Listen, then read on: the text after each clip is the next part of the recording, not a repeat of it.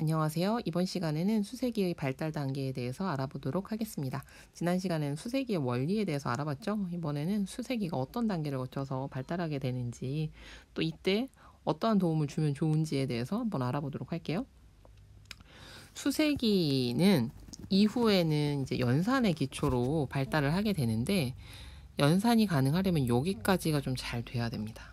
먼저. 여기가 돼야지 연산이 이제 좀 쉬워져요.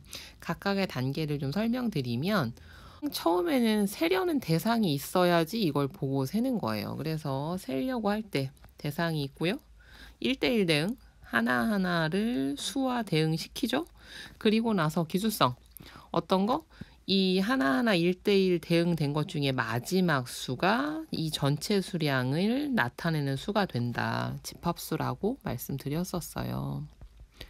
그래서 아이들이 매번 보고 하나하나 대응시켜서 세면 너무 힘들잖아요. 그래서 이 과정을 자꾸 거치게 되면 나중에는 어떻게 된다? 5 하면 5의 수량인 5개를 떠올리게 되어야 된다.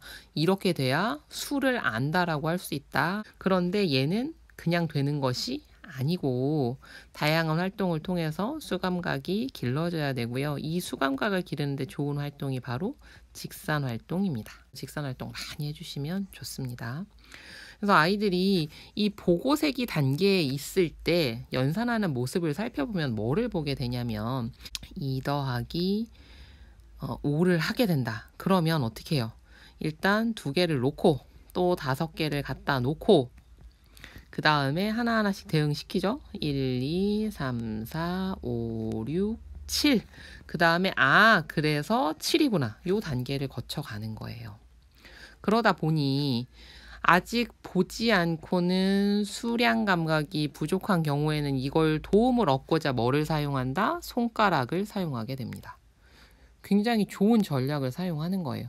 내가 지금 부족한 부분을 채우기 위한 거니까. 그래서 손가락 2개 펴고 5개 펴서 다시 세는 모습들을 보실 수 있을 겁니다. 그래서 이 초기의 수를 다룰 때는요, 정말 구체물을 계속 주시는 게 좋아요. 가장 편하고 많이 쓸 수 있는 게 바둑돌이고, 그 외에도 사용하실 수 있는 거는 다음 영상에서 좀 자세하게 다뤄볼게요.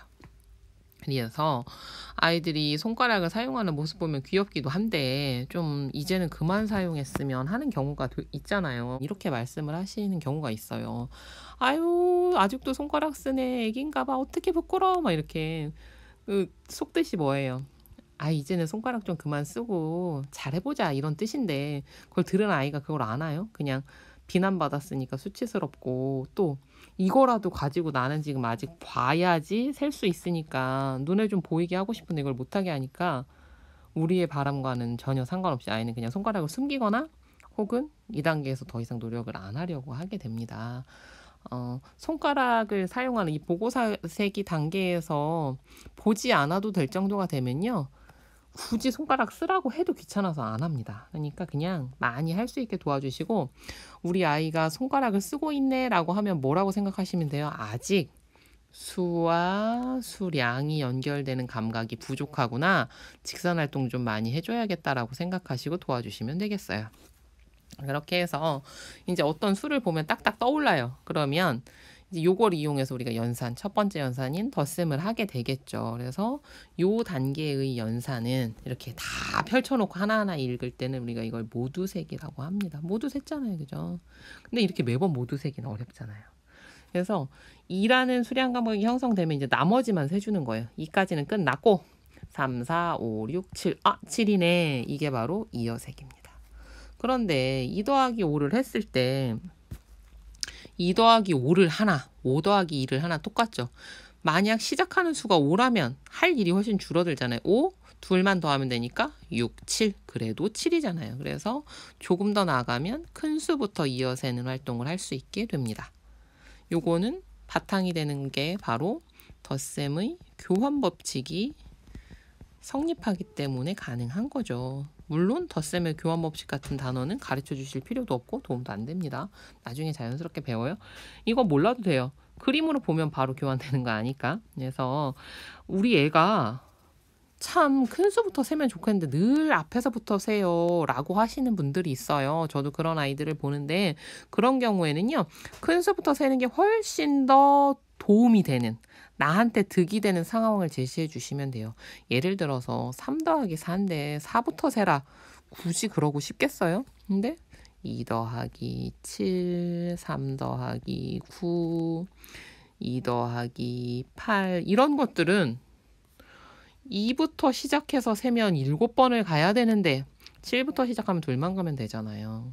이렇게 차이가 많이 나는 것들 해주시면 아이들이 큰 것부터 세는 게 훨씬 편하네라고 스스로 느껴서 선택할 수 있게끔 이런 예시를 해주시면 굉장히 좋습니다. 그 다음에는 묶어세기예요. 묶어세기는 여러 가지가 있는데 예를 들어서 8이 있다고 치면 근데 뭐 4씩 묶어도 되고요. 또 뭐 2씩도 묶을 수 있겠죠. 때로는요 막 흩어져 있다 치면 여기 5 있네. 네, 그리고 3 있네 해서 여러 가지 방법으로 묶어 셀 수가 있어요. 이 묶어서 세려면 전체를 이제 특별하게 좀 갈라야겠죠. 이것들이 가르기 모으기 이후에 덧셈에 도움이 되는 활동의 기초가 되기도 하고요.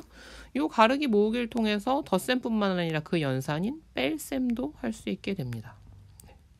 그리고 여기처럼 똑같은 수로 묶는다면 이거 자체가 곱셈의 기반, 나눗셈의 기반이 돼요. 그래서 뒤에 있는 띄어세기 같은 경우는 이런 거예요. 2, 4, 6, 8 보시면 바로 알겠죠? 2단, 3, 6, 9, 12, 3단. 그래서 묶어세기와 띄어세기는 곱셈과 뺄셈의 기본이 되는 활동이고요. 약수 이제 5학년 제가 경험했던 바로는 아이들에게 정말 너무너무 큰 고비, 너무나 큰 시련, 최소 공배수와 최대 공약수가 되는 이 약수와 배수와도 관련이 있는 약수라는 것 자체가 전체를 같은 수로 똑같이 묶어 센다라는 의미를 가지고 있잖아요. 그래서 이 묶어세기, 띄어세기를 많이 해주시면 2학년 때 겪는 아주 큰 고비인 곱셈 99를 시원하게 넘어가실 수 있고요. 곱셈과 연결된 역연산, 나눗셈 그거과 관련돼서 약수, 배수, 약분, 통분, 분수 개념까지 그리고 더 나아가서 중학교에는 소인수분해까지 영향을 주니까 여기는 정말 많이 해주시면 아주 좋습니다. 마지막으로 유연한 색이라는 거는 어떤 거냐면 예를 들어서 9라는 수를요 이렇게 가를 수 있는 거예요. 10하고 빼기 1로 가능하죠. 그래서 21 빼기 9를 한다고 했을 때 얘를 21에서 하나 큰 수인 10만큼 빼고 다시 원래대로 돌려줘야 되니까 하나는 더 해줘야겠네. 이렇게 받아내림 없이도 되죠. 요런 게 가능하다면 애들이 얼마나 수학이 쉬워지겠어요? 그리고 요거는 유연하게 잘 쓰면 나중에 방정식 푸는데도 많이 도움이 될 것 같죠? 네, 그래서 이번 시간은 수세기 발달 단계에 대해서 한번 알아봤고요. 다음 시간에는 이론 얘기는 이제 여기서 조금 한 매듭을 짓고 아이들 수세기 실제로 어떻게 가르치면 좋을지, 그 다음에 수세기에서 활용하면 좋을 교구들에 대해서도 한번 자세히 알아보도록 할게요. 이번 영상도 들어주셔서 감사합니다. 다음 영상에서 뵐게요.